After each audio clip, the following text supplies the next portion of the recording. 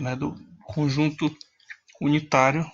O exemplo é o conjunto dos números pares e primos, né, que a gente tem o único representante, que é o 2, tá bom?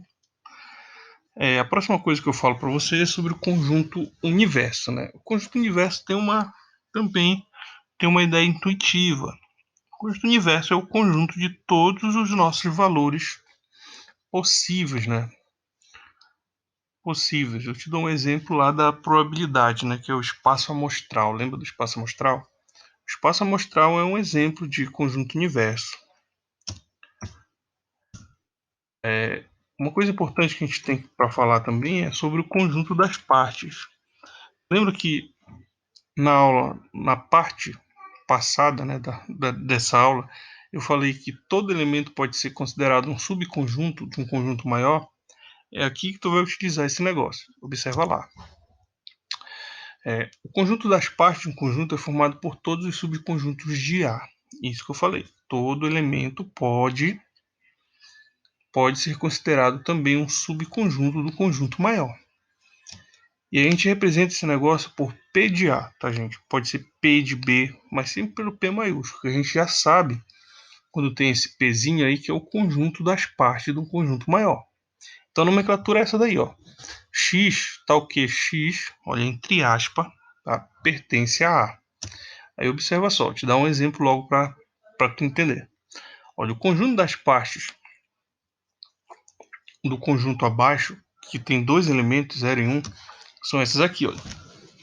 É o vazio, porque daqui a pouco eu vou te falar que o vazio, o conjunto vazio, ele é subconjunto de qualquer conjunto.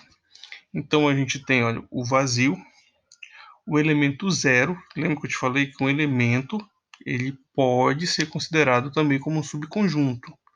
O elemento 1 e a combinação entre os dois elementos, 0 e 1. Então, no caso do conjunto A, eu tenho 4 subconjuntos. Observa aí, 4 subconjuntos.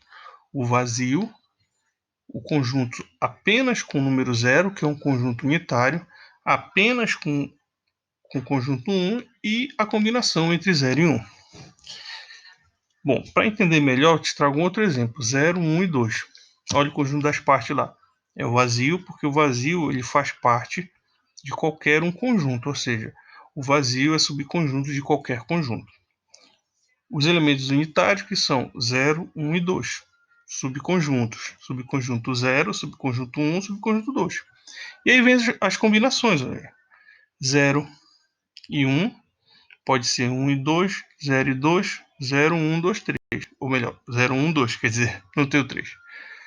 Ou seja, as combinações possíveis dentro de um conjunto também são considerados subconjuntos. Tá legal? E a gente pode relacionar isso, tá? Através dessas propriedades importantíssimas aqui, gente. Olha, que isso que eu lhe falei ainda agora. O conjunto vazio ele pertence a qualquer conjunto, ou seja, o conjunto vazio pertence às partes de um conjunto. O A também é uma parte do conjunto. Olha, observa só o exemplo aqui, olha, nesse aqui do A. Qual é o conjunto A? É 0 e 1. 0 e 1. Quando eu faço o conjunto das partes, olha aqui, a última parte, o último subconjunto de A é o próprio A. Então, a gente chega nessa conclusão, que o A ele pertence a qualquer conjunto de partes dele mesmo, tá entendendo? Olha o B aqui, ó. O B é 0, 1, 2, 0, 1, 2. E a última parte desse conjunto é o próprio B, 0, 1, 2. Então, conjunto vazio pertence às partes de qualquer conjunto e o conjunto pertence, ou melhor, os elementos do conjunto maior, do conjunto A, eles pertencem a uma parte também desse conjunto, entendeu? Então, todo conjunto é um subconjunto dele próprio. Tenta entender esse negócio, que é meio complicado, mas tenta entender. Bom, se A possui N elementos, então eu posso escrever essa fórmula aí.